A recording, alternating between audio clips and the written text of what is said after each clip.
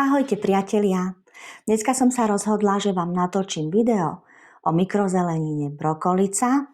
Ideme si ju vysiať do takejto tácky, lebo sa mi veľmi osvedčila.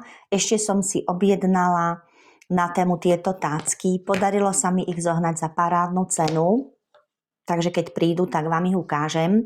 A prečo sú dobre tieto tácky? Pretože vy tu si buď dáte podložku, alebo si dáte, v tomto prípade ja budem dávať kokosové vlákno a potom tá zelenina ako začína rásť, tak tie korienky sa ťahajú tu dole a vlastne to potom polievate sem dole.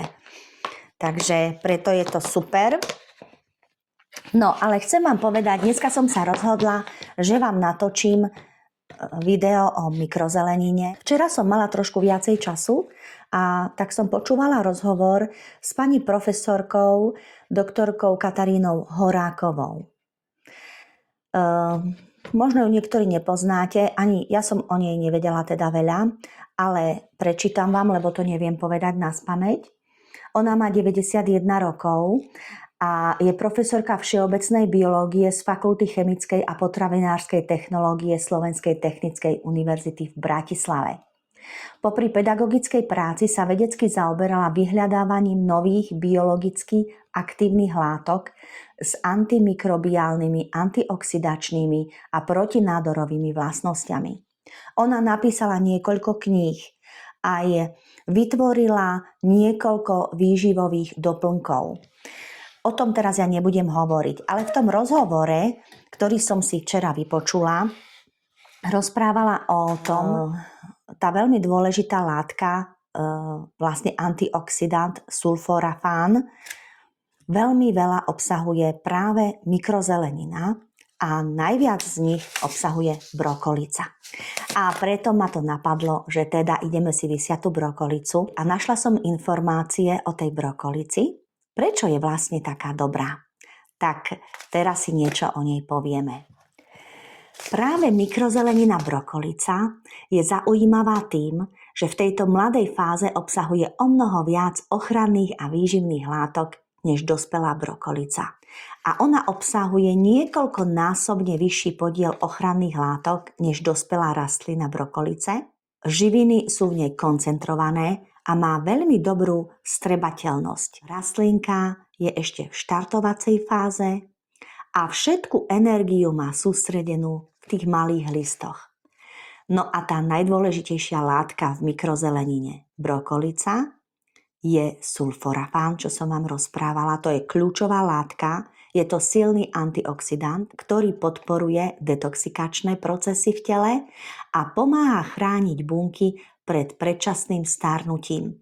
Veľmi dôležitý je práve po 40-ke a mikrozelenina brokolice obsahuje niekoľkonásobne viac sulforafánu než dospelá brokolica. Samozrejme, okrem tohto antioxidantu ona obsahuje veľa iných látok ako vitamín C, podporuje imunitu, ochranu buniek pred oxidačným stresom, to vieme o vitamíne C.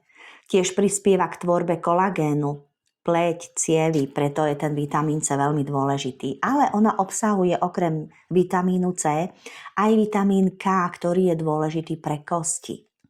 Prispieva k správnej zrážanlivosti krvi. Práve tento vitamín K je veľmi dôležitý v strednom a vyššom veku. Tiež obsahuje kyselinu listovú, vitamín B9, ktorý podporuje nervovú sústavu, tvorbu červených krviniek, je vhodná pri únave a vyčerpaní. Takisto chlorofil podporuje okysličenie organizmu, pomáha pri celkovej vitalite, prispieva k sviežemu pocitu v tele. No a prečo je brokolica ideálna pre ľudí v strednom veku? Lebo nám pomáha udržiavať bunky v dobrej kondícii, podporuje dlhodobú vitalitu, nezaťažuje trávenie a stačí malé množstvo, hrst denne. Presne tento typ potraviny je ten, ktorý nezaťaží, ale dodá. Tak čo poviete, priatelia? Naozaj som bola včera z toho rozhovoru nadšená, že my ani nevieme, čo si pestujeme, aké je to pre nás dôležité. A tak si poďme teda túto brokolicu mikrozeleninu vysia. Vysejete si ju so mnou. Takže kokosové vlákno, namočila som si tú kocku, vidíte? Naliala som si tam vodu, teraz to dobre premiešam.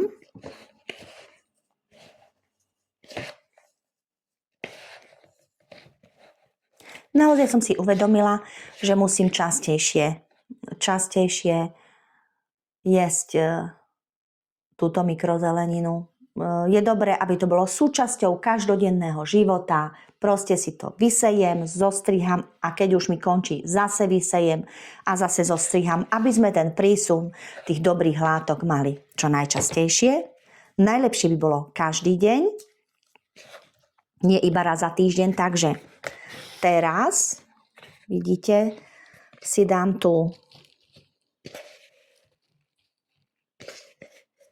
si to kokosové vlákno na tácku. Takto si ho...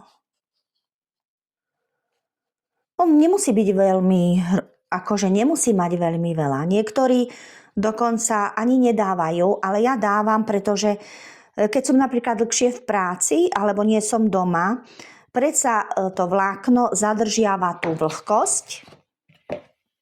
A keď by tam nebolo to vlákno, tak tie semená vyschnú a bol by koniec, proste už by nevyrástli. Takže preto ja som pri kurze mikrozeleniny vyskúšala toto kokosové vlákno a poviem vám, veľmi som spokojná, viac sa mi to páči ako tie podložky. No a keď vlastne už končím, že zjeme tú mikrozeleninu, no tak potom to kokosové vlákno môžem dať do kompostu, nezaťažím životné prostredie, ešte tu trošku dáme. Výborne. No. Tak pozrite, už to mám. Ja si teraz idem umyť ruky, aby sa mi lepšie robilo, takže chvíľku ma počkajte. No tak som späť, tak ešte raz. Máme tácku pripravenú. Teraz si ju postriekame vodou.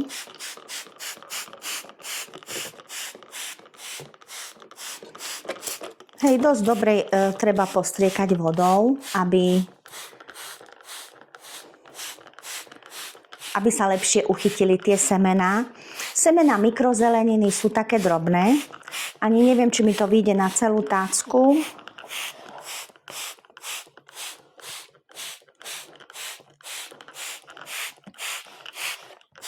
Ozaj, a napíšte mi do komentára, či vôbec vysievate tú mikrozeleninu, či sa do toho pustíte.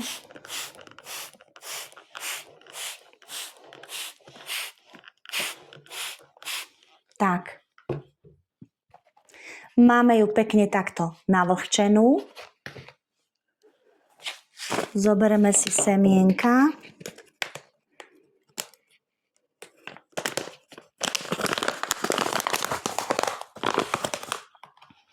A ideme si ju dávať.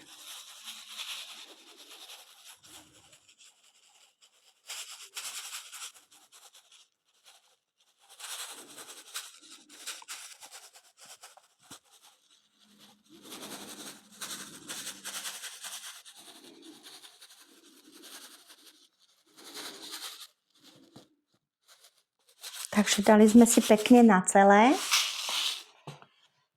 Teraz si to zase postriekame. Musím si to zodvihnúť, lebo... Tak.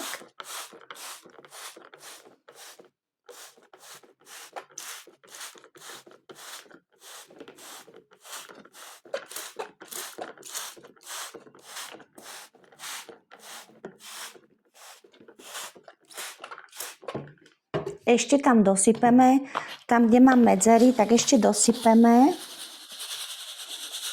trošku.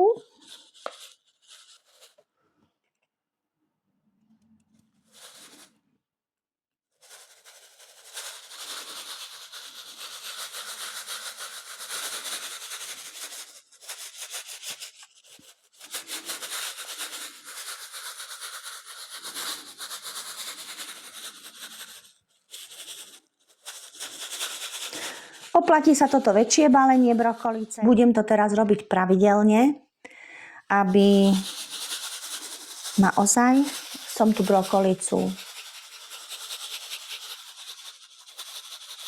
viacej jedla. Ale samozrejme aj inú mikrozeleninu, hej, že? Dobre, a posledný krát to zastriekame.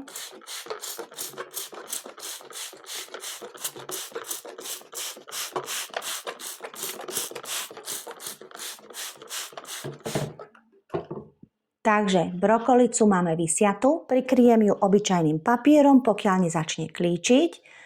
Treba ju zvlhčovať, zatiaľ takto s postrekom, kým sa nezakorení do tej podložky, do toho kokosového vlákna. Čiže ráno a večer ju postriekam. O pár dní sa pozrieme, ako vyzerá. Tak čo, priatelia, idete so mnou na to?